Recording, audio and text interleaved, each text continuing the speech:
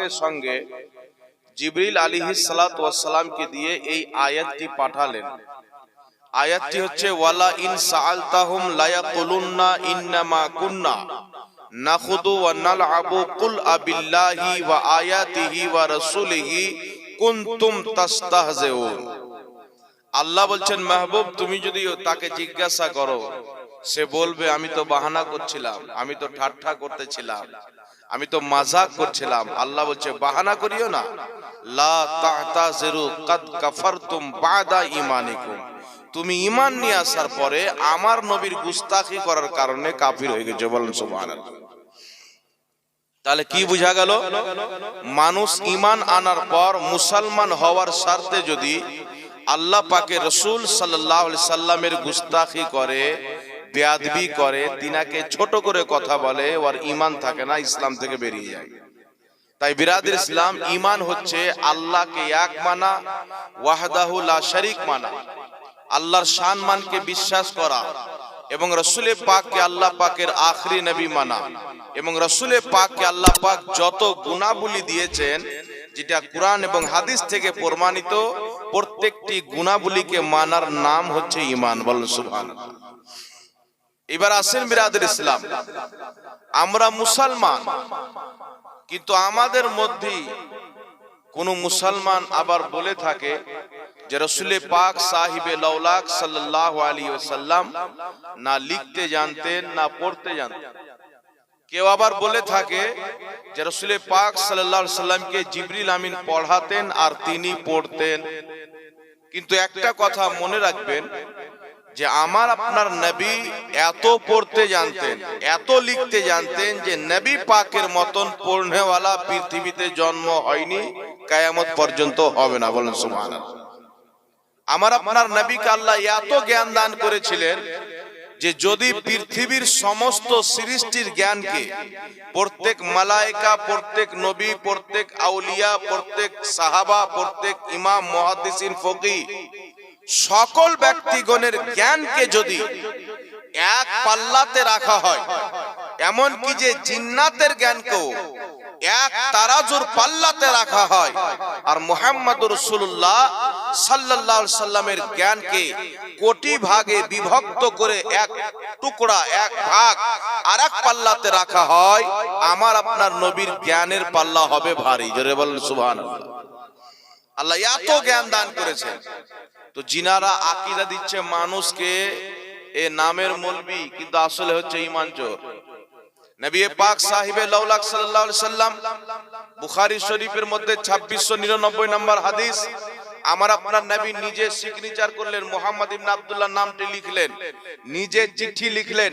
বুখারী শরীফের সহিহ হাদিস প্রমাণ করে, সহিহ হাদিসে থাকার শর্তে এই বুখারী এমন একটি কিতাব, এমন কোন মৌলবি নাই, মুন্সি নাই যে পড়েনি, ঠিক না? এমন কোন মৌলবি নাই যে বুখারী পড়েনি। ঘরে ঘরে এখন তো বুখারী যাচ্ছে, কিন্তু এই বুখারীর মধ্যে আছে নবী পাক লিখেছেন। মৌলবি তো পড়ে, পড়ার শর্ত মৌলবি মানুষকে বুঝায় নবী লিখতে জানতেন না, আর ঈমান আছে। বেঈমানি না? বেঈমানি হলো কি হলো না? তো রাসূলে পাক সাল্লাল্লাহু আলাইহি সাল্লামের চুল পরিমাণে বেয়াদবির নাম হচ্ছে ইসলাম থেকে শেষ হয়ে যাওয়া। নবী পাকের চুল পরিমাণে গুস্তাখির নাম হচ্ছে কুফরি করে যাওয়া। তাই রাসূলে পাক সাল্লাল্লাহু আলাইহি সাল্লামের প্রতি আমরা ঈমান এনেছি, আল্লাহর ওয়াহদাহু লা শারীক হওয়ার প্রতি ঈমান এনেছি। তাই আমরা ঈমানদার যতদিন পর্যন্ত আল্লাহ, আল্লাহ রাসূলের মহব্বত, আদব, তাজিম, সম্মান আমাদের অন্তরে বরকরার আছে, সহি সালামত আছে, ততদিন পর্যন্ত আমরা মুসলমান আছি, ঈমানদার আছি। বলেন সুবহানাল্লাহ। তাই রাসূলে পাক সাল্লাল্লাহু আলাইহি সাল্লামের ব্যাপারে যারা গেহে বেড়ায়, চায়ের দোকানে, মাঠে ঘাটে, উমুক জানতেন না, উমুক ধুমুক, এরা একটাও ঈমানদার না, এদের মধ্যে ঈমান নাই। এদের নিশানদাহি আমার আপনার নবী করেছিলেন যে কিছু লোক বের হবে যারা ইসলাম থেকে এমন ভাবে বেরিয়ে যাবে যেমন তীর কামান থেকে বের হবে। নামাজে তোমার চাইতে আগে হবে, রোজাতে তোমাদের চাইতে আগে বেড়ে হবে, কিন্তু ঈমান থাকবে না। কেন থাকবে না? তার পেশা থাকবে, তার নেশা থাকবে, কোরআন এই জন্য পড়বে যেন এই কোরআন থেকে নিজের বাতিল মতবাদকে প্রচার করতে পারে। হাদিস এই জন্য পড়বে যেন এই হাদিস থেকে নিজের বাতিল মতবাদকে সে প্রচার করতে পারে। তার বিপক্ষে যদি কোনো হাদিস যায়, কুরআন পাকের আয়াত যায়, সেটাকে নজরান্দাজ করে দিবে, বাদ দিয়ে দিবে, ছেড়ে দিবে। আল্লাহ পাকের প্রিয় হাবিব বলছেন যে কুরআন আর পড়বে আর মনে করবে কুরআন আমাদের পক্ষে, হাদিস আমাদের পক্ষে, কিন্তু আসলে কুরআনও তাদের বিপক্ষে হবে, আল্লাহর নবীর হাদিসও বিপক্ষে হবে। জোরে বলেন সুবহানাল্লাহ। তাই বিরাদর ইসলাম, ঈমান হচ্ছে বহুত বড় জিনিস, ঈমান হচ্ছে মূল্যবান ধন। আর আজকের মৌলবীরা যা ইউটিউবে এসে যা মিথ্যা কথা বলে, আমার মনে হয় না যে কোনো বাজারি মেয়ে এত মিথ্যা কথা বলে। কেউ চটি বই নিয়ে এলো আর বই নিয়ে বলছে সুন্নিদের এটা কালমা লা ইলাহা ইল্লাল্লাহ চিশতি রাসূলুল্লাহ। আপনারা জীবনে জিন্দেগিতে কোনো সুন্নি আলেমকে বলতে দেখেছেন যে লা ইলাহা ইল্লাল্লাহ চিশতি রাসূলুল্লাহ? তো বাজারে মেয়ের চাইতেও খারাপ, জালসাতে কি বলে মিথ্যা বলে। আর তার অন্ধ ভক্ত, অন্ধ পূজারীরা খুব খুশি হয় এই সুন্নিদের এই কলমা। ওর বাপ যদি মরে যায় কবর থেকে উঠেও প্রমাণ করতে পারবে না যে সুন্নিদের এটা কালমা। সুন্নিদের কালমা হলো লা ইলাহা ইল্লাল্লাহ মুহাম্মাদুর রাসূলুল্লাহ। বলেন সুবহানাল্লাহ। এটা তোমাদের কালমা হতে পারে, যে মৌলবি বই দেখাচ্ছে, যে বলছে তাদের কলমা হতে পারে, কারণ তাদের মাযহাবে লা ইলাহা ইল্লাল্লাহ মুহাম্মাদুর রাসূলুল্লাহ কালমা না, কোন কিতাবে নাই। তাদের মাযহাবে লা ইলাহা ইল্লাল্লাহ পড়লেই জান্নাতি হয়ে যায়, মুহাম্মদুর রাসূলুল্লাহর প্রয়োজন পড়ে না। আর সুন্নি মাযহাবে আপনি যদি কোটি কোটি বছর আল্লাহ আপনাকে হায়াত দান করে, আর কোটি কোটি বছর যদি আপনি লা ইলাহা ইল্লাল্লাহ লা ইলাহা ইল্লাল্লাহ লা ইলাহা ইল্লাল্লাহ পড়তে থাকেন, জীবনে একবারও যদি মুহাম্মদুর রাসূলুল্লাহ না পড়েন, আপনি বেঈমান হয়ে মরবেন, মুসলমানই হলেন না। যেমন আল্লাহর তাওহীদ লা ইলাহা ইল্লাল্লাহ মানা ফরজ, তারপর ঈমান আনা জরুরি মুসলমান হওয়ার জন্য, তেমনি মুহাম্মদুর রাসূলুল্লাহর উপরে ঈমান আনা জরুরি। কেউ যদি মনে করে লা ইলাহা ইল্লাল্লাহ পড়লি হয়ে গেল, মুহাম্মদুর রাসূলুল্লাহর প্রয়োজন পড়বে না, হাদিস শরীফের মধ্যে আছে যেই ব্যক্তি মৃত্যুর পূর্বে লা ইলাহা ইল্লাল্লাহ পড়ে নিল, দাখালাল জান্নাত, জান্নাতের মধ্যে প্রবেশ করবে। তো জান্নাত আমার আপনার আব্বা বানায়নি, জান্নাতের মালিক হচ্ছে আল্লাহ। লা ইলাহা ইল্লাল্লাহ পড়ে নিল, জান্নাতে চলে গেল। এর অর্থ কি? যে লা ইলাহা ইল্লাল্লাহর মধ্যে আছে মুহাম্মদুর রাসূলুল্লাহ। বলেন সুবহানাল্লাহ। কোন সময় লা ইলাহা ইল্লাল্লাহ পড়লে জান্নাতে যাবেন? আল্লাহ পবিত্র কুরআন পাকে বলছেন, কুল, নবী তুমি বলো, হুয়াল্লাহু আহাদ, ওই আল্লাহ এক। যদি তোমার মুখে শুনে, তোমাকে নবী মেনে, তোমাকে রাসূল মেনে, তোমাকে আমার প্রিয় হাবিব মেনে যদি লা ইলাহা ইল্লাল্লাহ পড়ার পরে মারা যায়, আমি আল্লাহ তাকে জান্নাত দান করব। জোরে বলেন সুবহানাল্লাহ। আর তুমি নবীর রিসালাতকে বাদ দিয়ে, নবীর নবুয়তকে বাদ দিয়ে সারা জীবন লা ইলাহা ইল্লাল্লাহ পড়তে থাকো, তুমি মুসলমান তো দূরে থাক, মুসলমানের খুশবু হওয়াটাকে তুমি পাবে না। একটি কথা মনে রাখবেন বিরাদর ইসলাম, যেমন আল্লাহর সম্মান করা জরুরি, তেমন নবীর সম্মান করা জরুরি। আর আল্লাহ পাকের কুরআন পাকে ঘোষণা রয়েছে, পুরো কুরআন যখন আপনি পাঠ করবেন, হাদিস যখন আপনি পাঠ করবেন, আল্লাহ পাকের কুরআন, নবী পাকের হাদিস আমাদেরকে শিক্ষা দেয়, যেই শিক্ষাটা প্রত্যেক সাহাবী দিয়েছেন, প্রত্যেক তাবিঈন, আজ থেকে নিয়ে 1450 বছর পর্যন্ত যত ইমাম, যত মুজতাহিদ, যত ফকিহ, যত মুহাদ্দিস, যত আউলিয়ায়ে কিরাম, কওস কুতুব আবদাল পৃথিবীতে এসেছেন, সবাই আমাদেরকে শিক্ষা দিয়েছেন। এবং সকলেরই বিশ্বাস ছিল যে নবীর আদব করা মানে আল্লাহর আদব করা, নবীর সম্মান করা মানে আল্লাহর সম্মান করা, নবী পাককে মহব্বত করা মানে আল্লাহকে মহব্বত করা, আর নবীকে কষ্ট দেওয়া মানে হচ্ছে আল্লাহকে কষ্ট দেওয়া, নবী পাকের তাওহীন করা মানে হচ্ছে আল্লাহর তাওহীন করা। আর জোরে বলতে হবে না সুবহানাল্লাহ। কারণ নবী পাককে কে পাঠিয়েছেন বাবজি? আল্লাহ পাঠিয়েছেন। আল্লাহ কুরআন পাকে বলছেন, ওয়া তুআযিরুহু ওয়া তুআক্কিরুহু, আমার নবীর খুব তাজিম করো, তাওকির করো, ইজ্জত করো, সম্মান করো। তো আল্লাহ যখন নবীর সম্মান করতে বললেন, নবীর যখন সম্মান করব, তবেই তো আল্লাহর এই কথাটার সম্মান করা হলো, ঠিক না? আল্লাহ পাক কুরআন পাকে বলছেন যে আল্লাহ আল্লাহ রাসূলকে কষ্ট দেয় দুনিয়া আখিরাতে, তার প্রতি লানাত। আল্লাহকে কেউ কষ্ট দিতে পারে না, কিন্তু আল্লাহ কেন বললেন? নবীকে কষ্ট দেওয়া মানে হচ্ছে আল্লাহকে কষ্ট দেওয়া। জোরে বলতে হবে সুবহানাল্লাহ। নবীর তাজিম করা মানে হচ্ছে আল্লাহর তাজিম করা। তাই সব সময়তে সাহাবায়ে কেরাম নবীর মহব্বতে নিজের বাবার সঙ্গে লড়াই করেছেন, মামার সঙ্গে লড়াই করেছেন, পুত্রকে ত্যাগ করেছেন, বাড়ি ঘরকে ত্যাগ করেছেন। রাসূলের মহব্বতে যেই সাহাবী নিজের জীবনকে কাটিয়ে দিয়েছেন, মহান রব্বুল আলামিন ওই প্রত্যেক সাহাবীকে জান্নাতের সার্টিফিকেট কুরআন পাকেই দিয়েছে। বলেন সুবহানাল্লাহ। আল্লাহ নবীর প্রত্যেক সাহাবীর ব্যাপারে বলছেন, আমি তাদের প্রতি রাজি, তারা আমার প্রতি রাজি। একটু জোরে বলবেন না সুবহানাল্লাহ। তাই বিরাদর ইসলাম, বর্তমান জামানাতে অনেক রকমের মাওলানা বেরিয়েছে। কোন মাওলানা আছে দেখে কোরআন পড়তে পারে না, কোন মাওলানা আছে বাপের জন্মে মাদ্রাসা যায়নি, কোন মাওলানা আছে মাদ্রাসার গেট পর্যন্ত দেখেনি, ও এখন সবচাইতে বড় শেখ হয়ে গেছে। কেউ দেখছে আমি মৌলবিও না, শেখ না, তো ফের বলছে আমি সিস্টার হয়ে গেছি। বিভিন্ন রকম দুনিয়াতে ফিতনা বেরিয়েছে। আর এরা মানুষের ঈমানকে চুরি করে। আর কিছু মানুষ মনে করে যে এরা আমাদেরকে বিদআত থেকে বাঁচায়, শিরক থেকে বাঁচায়। আমরাও বলছি শুনেন, পাইক পাড়ার মানব জাতিরা, মুসলিম ভাইয়েরা, নিজের সমাজকে শিরক থেকে মুক্ত করতে হবে, বিদআত থেকে মুক্ত করতে হবে। কিন্তু কেউ যদি নবীর সম্মানে দাঁড়ানোকে, দাঁড়িয়ে সালাম পড়াকে বিদআত বলে, ওর মতন ঈমান চোর আবু জেহেলও ছিল না, ওর মতন বেঈমান, ওর মতন মূর্খ জাহিল উতবা শাইবাও ছিল না। কেউ যদি নবীর নাম চুমুন দিয়ে চোখে লাগানোকে বিদআত মনে করে, তো ওর মতন নিকৃষ্ট পাপী জাহান্নামী লোক নাই। বিদআত শিরক থেকে সমাজকে মুক্ত করতে হবে। আমি আপনাদের সম্মুখে বয়ান করছি বিদআত কাকে বলে, শিরক কাকে বলে। না শিরকের গুনার ক্ষমা আছে, বিদআতে গুমরাহি করতে গেলে জাহান্নামে যেতে হবে। সেইগুলো কি জিনিস?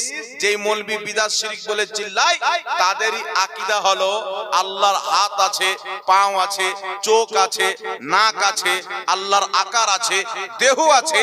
আল্লাহর যারা যারা দেহ মানে, যেমন হিন্দু সমাজের লোক শিরককারী, ইহুদি সমাজের লোক শিরককারী, খ্রিস্টান সমাজের লোক শিরককারী, যারা আল্লাহ ব্যতীত অন্য কাউরির ইবাদত করে, পূজা করে, উপাসনা করে, যেমন শিরকের ফতোয়া তাদের উপরে লাগে, অনুরূপ তারাও একই রকম মুশরিক। এদের মধ্যে কোনো তফাৎ নেই। আল্লাহর যারা আকার মানে এরা মুসলমানই না। আর আপনি মুসলমান হয়ে যাদের আকীদা আল্লাহর আকার আছে, আল্লাহ আরশের উপরে বিরাজমান বসে আছে, আল্লাহর আকার রয়েছে, হাত পা রয়েছে, এই রকম ব্যক্তির আকীদা জানার পরে কোন ব্যক্তি যদি তার পিছনে নামাজ পড়ে, ওর নামাজও হবে না। আর জায়েজ মনে করে যদি পড়ে, ওর ঈমানও থাকবে না। যেই ব্যক্তির আকীদা আল্লাহ মিথ্যা বলতে পারে, আল্লাহর দেহ আছে, মুজাসসামা আকীদা, আল্লাহর দেহবাদী আকীদা রাখে, এই রকম ব্যক্তির সঙ্গে যদি কোন ব্যক্তি কুরবানির পশুতে ভাগ দেয়, তার কুরবানি হবে না। এই রকম ব্যক্তির সঙ্গে কোন ব্যক্তি নিজের ছেলে মেয়ের বিয়ে দেয়, তো বিয়েও হবে না।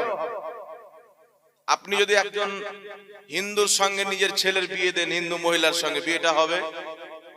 হবে? কেন হবে না? তাদের আকীদা হলো, বিশ্বাস হলো যে আমরা যেগুলো হাতে তৈরি করছি এইগুলোই হচ্ছে আমাদের মাবুদ। শিরকি আকীদা। অনুরূপ ভাবে কিছু মৌলবি মানুষের মধ্যে আকীদা ভরছে যে আল্লাহর হাত আছে, পা আছে, দেহ আছে। দাড়িওয়ালা হোক আর টুপিওয়ালা হোক, শিরিক করলি শিরিক হবে। তাই বিরাদর ইসলাম, এই ধরনের আকীদা খবরদার। সমাজে কওরি যদি থাকে, ওকে বসে আলিম উলামা ডেকে আকীদাটাকে শুদ্ধ করা। আলিম উলামা নিয়ে আসার পরে আকীদা যদি শুদ্ধ না করে, সমাজ থেকে বাইকট করে দেবে। যার আকীদা আল্লাহ সম্পর্কে খারাপ হয়ে যায়, রাসূল সম্পর্কে খারাপ হয়ে যায়, ওকে সমাজে যদি রাখেন, তো আপনাকে এই দুনিয়াতে আল্লাহ জীবন দিয়েছে। আল্লাহ বলেছে জীবন তোকে দিলাম, জীবন যাপন করার জন্য কুরআন দিয়েছি, হাদিস দিয়েছি, আমার নবীর চরিত্র, সাহাবার চরিত্র, আউলিয়ায়ে কেরামের চরিত্র তোমাদের সামনে রয়েছে। এই চরিত্র অনুযায়ী জীবন যদি যাপন করে কবরে আসতে পারো, আমি জান্নাত তৈরি করে রেখেছি। আর তুমি যদি তোমার চরিত্রকে নামাজ পড়ে দাড়ি রেখে টুপি পরিধান করে যদি আমার ব্যাপারে আমার রাসূলের ব্যাপারে আকীদা খারাপ করে কবরে এসো, তোমার জন্য আমি জাহান্নাম তৈরি করে রেখেছি। এখন আপনারা বলেন তো, ইবলিস জান্নাতি না জাহান্নামী? ইবলিস কতদিন নামাজ পড়েছিল জানেন? 6 কোটি বছর ইবাদত করেছিল। তো 6 কোটি বছরের ইবাদতকারী কেন জান্নাতে যাবে না? নবী সম্পর্কে তার আকীদা খারাপ, রাসূল সম্পর্কে আকীদা খারাপ ছিল। বর্তমান জামানাতে কিছু মোল্লা বেরিয়েছে, বলছে আমরা সহিহ হাদিস মানি, অথচ আমল করছে জাল এবং জয়ীফ হাদিসের উপরে। বুকের উপরে হাত বানা, এটা দুনিয়ার কোন সহিহ হাদিসের মধ্যে নাই। যত হাদিস আছে কোনটা জাল আছে, কোনটা জয়ীফ আছে।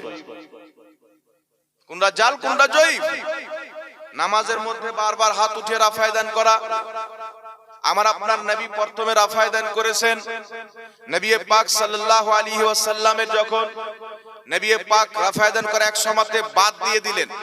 তাই আবু দাউদ শরীফ সহ অনেক কিতাবের মধ্যে হাদিস এসেছে, হযরতে আব্দুল্লাহ ইবনে মাসউদ রাদিয়াল্লাহু তাআলা আনহু, বিখ্যাত সাহাবী আর বিজ্ঞ আলিমে দ্বীন, তিনি বর্ণনা করছেন নবী পাক সাল্লাল্লাহু আলাইহি সাল্লামের পিছনে নামাজ পড়তাম, দেখতাম নবী পাক নিয়ত ব্যতীত অন্য কোথাও হাত উঠাতো না। বলেন সুবহানাল্লাহ।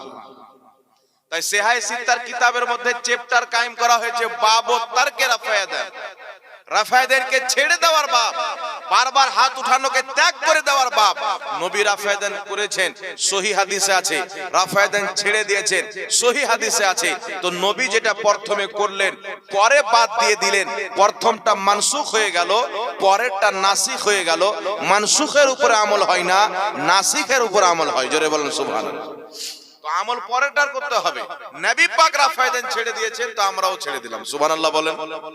এইবার চলে আসেন নামাজের মধ্যে, সমাজের মধ্যে কিছু লোক তৈরি হয়ে যায়, একটা দুটা এসে আর জোরে আমিন বলে। আচ্ছা, আস্তে আমিন বললে আমাদের আল্লাহ শুনতে পায় কি পায় না? আস্তে আমিন বলাতে লাভ কি শুনেন?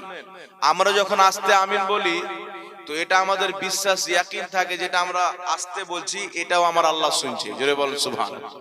তাই জোরে বলার চাইতে আস্তে আমিন বলাতে নেকিও বেশি, সওয়াবও বেশি, এতে ঈমানও মজবুত থাকে। জোরে আমিন বলার পক্ষে সহিহ হাদিসও আছে, জয়ীফ হাদিসও আছে। সহিহ হাদিস কোনটি আছে? হযরতে ইমাম বদরুদ্দিন আইনি বুখারী শরীফের সারা উমদাতুল কারীর মধ্যে লিখেছেন, যেই সহিহ হাদিসে আছে আল্লাহর নবী জোরে আমিন বললেন। আল্লাহর নবী এই জন্য জোরে আমিন বলেছেন যেন সাহাবায়ে কেরাম জেনে নেয়, বুঝে নেয় যে সূরা ফাতিহা শেষ করলে আমিন বলতে হয়। সুবহানাল্লাহ। সাহাবাকে শিক্ষা দেওয়ার জন্য বলেছিলেন, নচেত নবী পাক সাল্লাল্লাহু আলাইহি সাল্লাম সাহাবাকে শিক্ষা দেওয়ার পরে আস্তে আমিন বলতেন, আর আস্তে আমিন বলাটাই হচ্ছে সুন্নাতে মুস্তাফা। জোরে বলেন সুবহানাল্লাহ। আর একটি কথা বলে দিই বিরাদর ইসলাম, আরো মানুষকে গুমরাহ করা হয় যে ফরজ নামাজের পর হাত তুলে দোয়া করা যাবে না। আমি চ্যালেঞ্জ করছি, এই বাংলার মাটিতে কোনো বাপের বেটা যদি থাকে আমার সাথে বসুক, অনলাইনই বসুক, অনলাইনে বসো। আমি একটা না দুটা না একাধিক হাদিস দেখাবো, নবী পাক ফরজ নামাজ যেমনই শেষ করতেন, মুক্তাদির দিকে মুখ ঘুরিয়ে দুই হাত তুলে দোয়া করতেন। জোরে বলেন না সুবহানাল্লাহ। একাধিক হাদিসের কিতাবের মধ্যে আছে। আর ফরজ নামাজের পর দোয়া করার হুকুম আল্লাহ কুরআন পাকে দিয়েছেন। আল্লাহ বলছেন, ফাইদা ফারাগতা ফানসাব, যখন তুমি নামাজ থেকে ফারিগ হবে দোয়াতে পরিশ্রম করো। জোরে বলেন না সুবহানাল্লাহ। এবার মৌলবি মানুষকে গুমরাহ তো করতে হবে, নিজের দোকান তো চালাইতে হবে, নিজের পেট পূজা তো করতে হবে। বুঝে দোয়া তো আছে, কিন্তু সম্মিলিত দোয়া নাই। হাকিম আল মুস্তাদরাকের মধ্যে হাদিস, আরো অনেক কিতাবের মধ্যে হাদিস রয়েছেন। নবী পাক সাল্লাল্লাহু আলাইহি সাল্লাম বলেন, যখন কোনো একটি জায়গাতে বা কোনো সময় বা কোনো কালে কিছু সংখ্যক লোক বা এক জামাত লোক একত্রিত হয়ে সম্মিলিতভাবে দোয়া করে, একজন দোয়া করবে, বাকি সবাই আমিন বলবে, আল্লাহ পাক ওর দোয়াটা কারেন্টের মতন কবুল করে। আরেক হাদিসে আছে, তারা যা চায় আল্লাহ তাই দান করে। বলেন সুবহানাল্লাহ। তো নবী পাকের যে হাদিস আছে, আল্লাহর নবী পাক বলেননি যে এখানে করিও এখানে করিও না।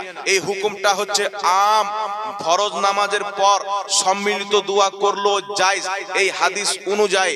জানাজার নামাজের পর সম্মিলিত দোয়া করলো জায়েজ, এই হাদিস অনুযায়ী। জালসা শেষের পর সম্মিলিত মুনাজারা করলে জায়েজ, জালসার মধ্যে দান করার কারণে সম্মিলিত মুনাজাত করা জায়েজ। আপনি যে কোনো জায়গাতে পাক পবিত্র হয়ে সম্মিলিত মুনাজাত করবেন।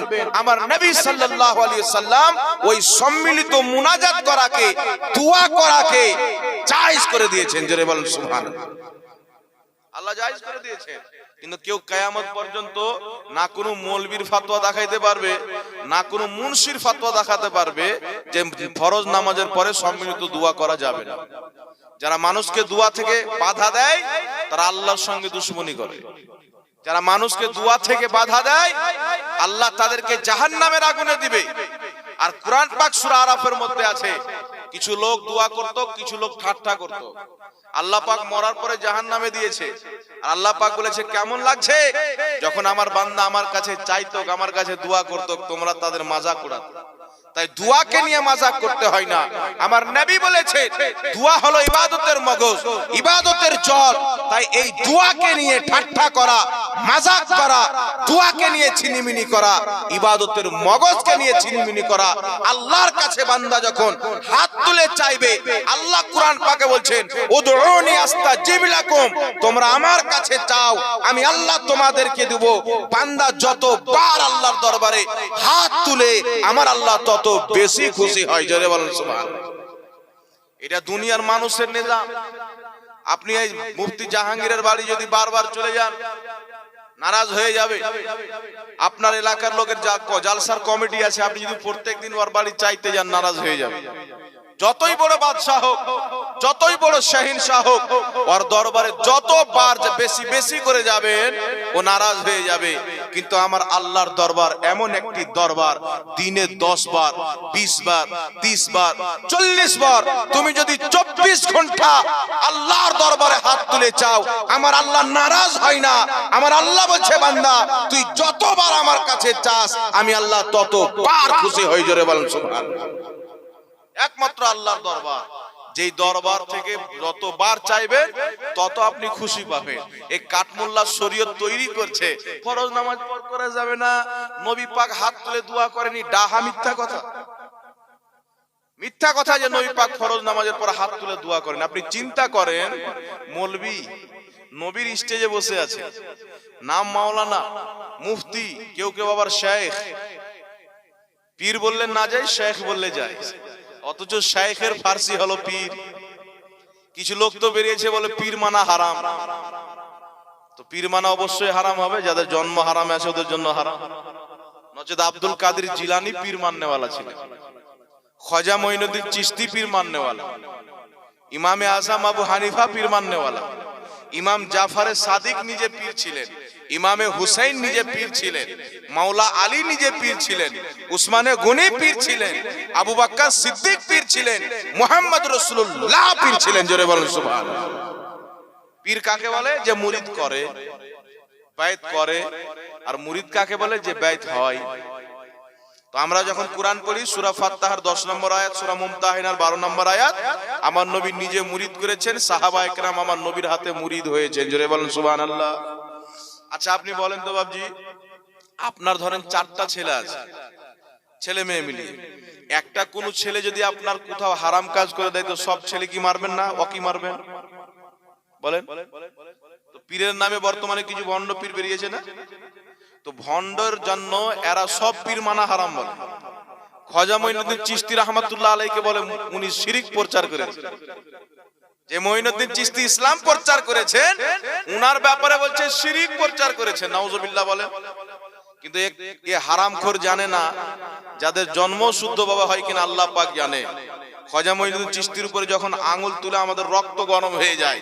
খ্বাজা মঈনুদ্দিন চিশতি যদি না আসতো এই শয়তানদের বাপ দাদা মা সবাই নাগা বাবার লিঙ্গ পূজা করত, মন্দিরে ঘন্টা নিয়ে বসে থাকতো, মসজিদে আজান দিত না, যেই কাঠমুনশিরা পীর মানা হারাম বলে, আমি তাদেরকে চ্যালেঞ্জ করছি, তোমরা যদি তোমাদের ফতোয়াতে সত্য থাকো আর নিজের বাবার সন্তান থাকো, একবার বসে যাও, একবার বসো। যারা বলে পীর মানা হারাম, এদের পিছনে নামাজ পড়াই হারাম, এদের বক্তব্য শোনাই হারাম, এদের সঙ্গে ছেলে মেয়ের বিবাহ দেওয়া হারাম। কারণ পীর ওই বান্দাকে বলা হয় যে আল্লাহর ওলি হয়। আল্লাহর ওলিকে যারা মানা হারাম বলে, আমার আল্লাহ বলে বুখারী শরীফের মধ্যে, ইন্নাল্লাহ তাআলা মান আদালি ওয়ালিয়ান ফাকাদ আযানতুহু বিল হারব। আল্লাহ বলছেন যে আমার ওলির সঙ্গে দুশমনি রাখলো, আমি আল্লাহ তার সঙ্গে যুদ্ধ ঘোষণা করব। জোরে বলবেন না সুবহানাল্লাহ। হাদিসটি কোথাকার শুনালাম? বুখারী শরীফের হাদিস শুনালাম যে আমার ওলির সঙ্গে দুশমনি করলো, আমি আল্লাহ তার সঙ্গে যুদ্ধ ঘোষণা করলাম। এখন খাজা মঈনুদ্দিন চিশতি আল্লাহর ওলি, এটা হাত ঝাড়ওয়ারাও নিজের কিতাবে লিখেছে। আব্দুল কাদের জিলানী আল্লাহর ওলি, এটা সবাই মানে। তো এখন কেউ যদি খাজা মঈনুদ্দিন চিশতিকে বলে শিরক প্রচার করেছে, শিরকের ফতোয়া দেওয়া মানে জানেন ওকে জাহান্নামী বলা, ওকে কাফির বলা। আর খাজা মঈনুদ্দিন চিশতিকে শিরকের ফতোয়া দিয়ে কাফির বলছে, নাউজুবিল্লাহ বলে। আর ওকে নবীর গুস্তাখি করার জন্য, আল্লাহর গুস্তাখি করার জন্য কাফির বলবেন, তো বলবে বেরেলিদের কাজ হলো লোককে কাফির বলা। কই বেরেলিরা তো কোনোদিন পাইকপাড়ার লোককে কাফির বললো না, মুর্শিদাবাদের লোককে কাফির বললো না, তোমার মতন জানোয়ারকে কেন কাফির বললো? তুমি বলছো নবীর মুখ দিয়ে দুর্গন্ধ বের হতো, তুমি তো পাক্কা কাফির রে। আমার নবী সাল্লাল্লাহু আলাইহি ওয়াসাল্লাম পেশাব পাখানা যখন নবীগণ করে, নবীগণের পেট থেকে কি বের হয় আজ পর্যন্ত কেউ দেখেনি। উনাদের সঙ্গে সঙ্গে মাটি গ্রাস করে নেয়, মাটি খেয়ে ফেলে, তাই উনাদের ময়লা বের হতো না কি বের হতো আজ পর্যন্ত কেউ দেখেনি। কিন্তু মা আয়েশা নবী পাক যেই জায়গাতে করেছিলেন, নাক লাগিয়ে শুনেছিলেন, মুস্কো আম্বারের খুশবু বের হবে। তুই যখন হাগিস দুর্গন্ধ বের হয় রে। আমার নবী যখন পেশাব মুবারক পাখানা মুবারক করতেন, আমাদের মতন পেশাব পাখানা বের হতো না, খুশবু বের হতো। জোরে বলেন না সুবহানাল্লাহ। আমার নবীর মুখ দিয়ে দুর্গন্ধ বলো, আমার নবীর জবানে আল্লাহ কথা বলে। যেই নবীর পেশাবে খুশবু, যেই নবীর পাখানাতে খুশবু, যেই নবীর জবানে খুশবু, যেই নবীর ঘামে খুশবু, যেই নবী রাস্তা দিয়ে চলে যায় দীর্ঘ সময় পর্যন্ত ওই রাস্তাতে নবী মুস্তাফার আজব খুশবু থেকে যায়, অন্ধ সাহাবী নবীর খুশবুতে চিনে নাই এই রাস্তা দিয়ে আমার নবী চলেছেন, তো ওই নবীর মুখে কি করে দুর্গন্ধ বের হতে পারে? যেই ব্যক্তি এই কথা বলবে ওর ঈমানই থাকে।